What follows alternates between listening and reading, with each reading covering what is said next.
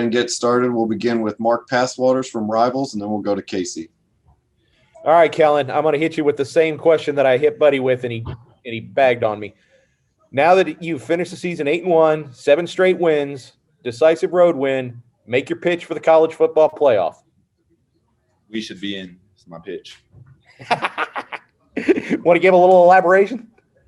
We played well all season, and we knew coming into the season with the COVID stuff and it being an all SEC schedule that it was going to be difficult. And, we came out, finished the season, won the most SEC games in Texas A&M football history. And lost one game to a really good team. And, we beat some really quality teams. So, that's my pick. And on a personal note, how do you feel as a senior to cap off your regular season career with, one of the best performances you've ever had and getting a big win here on the road?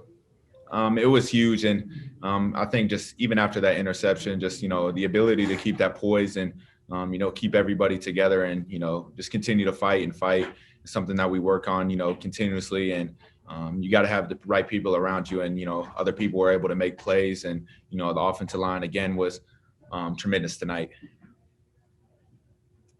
All right. Thanks a lot. Thank you. All right. Next up will be Casey Stavenhagen from the battalion, and then we'll go to Jennifer. Hey, Kellen.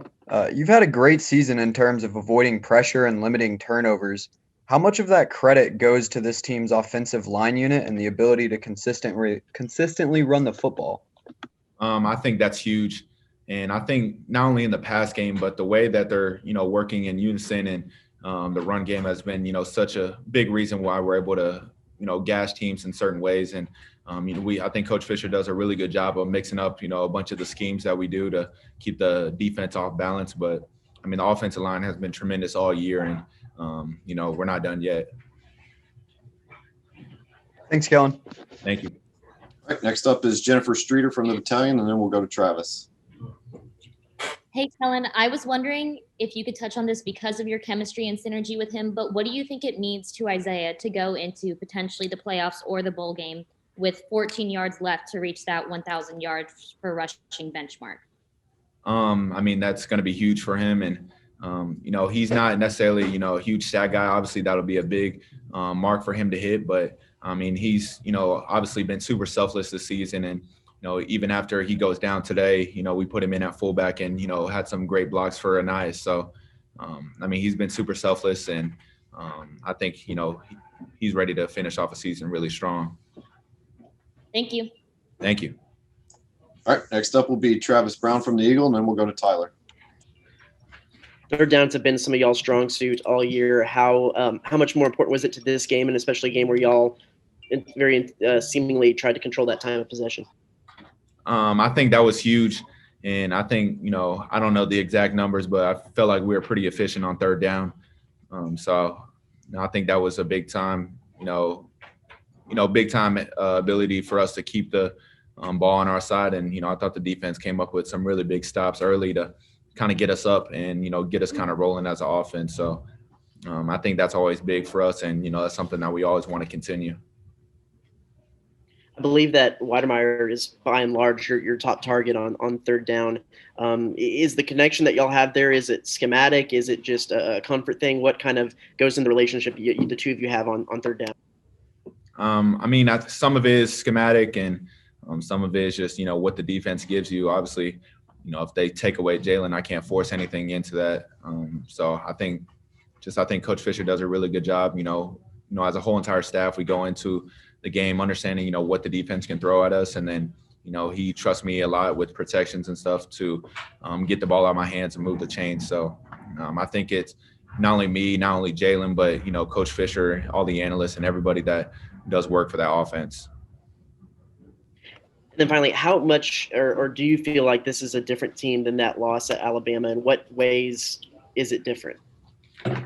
I think just a different mentality, a different type of confidence. And, obviously, with a lot of receivers going down and, Anais was a lot more in the backfield. And, we switched a lot of stuff around and we've been able to adapt really well. And I think, each week you find your identity. And, I think, Coach Fisher and the offensive staff have continued to fight and continue to find our identity, and we're rolling right now.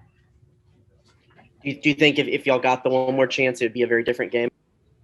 I'm always confident, and I think we'll have another good game plan. We were able to move the ball on Alabama and really well. We just weren't able to finish in the red zone, which is something that's huge for us. So I think it'll be a different outcome. All right, we'll go to Tyler Shaw from KBTX, and then we'll go to Justin. Kellen, Coach talked a little bit about how a long season like this, the games get harder towards the end, and you guys, I mean, the way you guys finished, would you say that speaks to the maturity of this team, and how much does being experienced at quarterback help to kind of lead this team? And did you feel like these games got harder? I don't think it got harder. I think I definitely understand when people say that. Obviously, it's a long wear and tear on your body and your mind to one, go through COVID, and then have your season pushed back and so much uncertainty with the season. But we just stayed the course. We continue to find our identity, and we continue to fight each and every week. And we don't plan on finishing anytime soon. All right, next up is Justin Woodard from KAGS, and then we'll go to Sheehan. Hey, Kellen, what is it just about this team's ability to overcome adversity this year? I mean, the pick in the end zone, and like you said, you bounce back. Defense gets torched early. Wheel route down the boundary and the post route for a touchdown. They respond in the second half, pitch a shutout. Is there something different going on with you guys in that regard?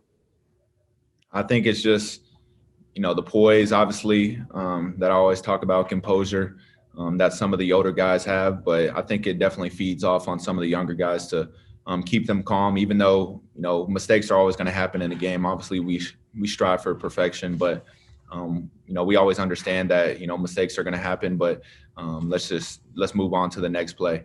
And I think that was such a big thing. And I think that's been, one of the key pointers on why we've been so successful this whole season, not just this game.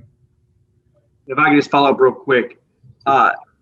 Didn't get to talk to you a lot after games. Your wide receivers, right? We see you throw a lot to Anias and Jalen. But today, boy, Hez had a heck of a game, right? And even Lane had a big one. What the outside, even though you don't throw it a lot to them, what are you seeing on the outside from your perspective?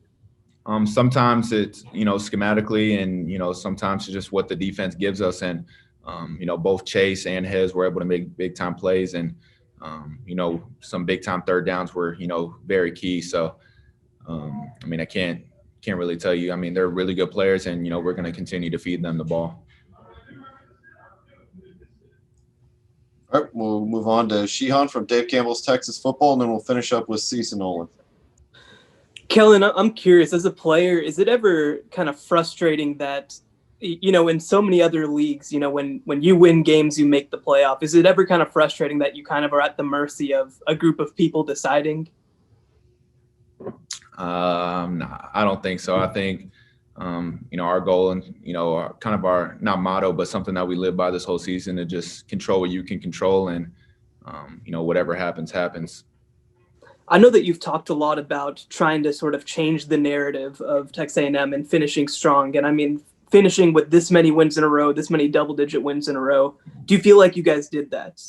100%. And I think that was such a, big thing for us seniors, me, Buddy Johnson, and so many guys around the team. And then even Coach Fisher just continue to change the narrative, can continue to change the culture of this program. And, I like where it's headed as a whole entire unit, but, we got to finish off the season strong, whatever happens. All right, we'll go to Robert Cessna from the Eagle, and then finish up with Olin. So, Kellen, how do you and the program handle if you don't make the college football playoff moving forward? Then, we're going to find out who we play in a bowl game, and then, we go play them. No major disappointment, not if you wouldn't make the college football playoff? Obviously, I think I would be disappointed because that's something that we work for and that's a goal. But like we said, control what we can control, and, whatever happens, happens. Thank you. All right, we'll go finish up with Olin Buchanan from Texas. Yeah, hi, Kellen. Was there any thought among you guys that you needed to win, quote, convincingly or pass an eye test for anybody? And if there was there any frustration at all to get close a couple of times to scoring and not being able to? Well, I think every time that we get to the red zone, we always want to score. So whether it was a game where we're trying to win convincingly, or I don't know what the opposite would be, but I think every game, we're trying to go out there and execute, especially as an offense and a defense, and to the best of our ability. And no matter what happens, we're always striving for perfection, no matter who the opponent is. So I think we're able to do that today, and we'll see where everything else falls. Thank you very much. Thank you. All right, that's all we got for you, Kellen. Thank you for your time. Appreciate it.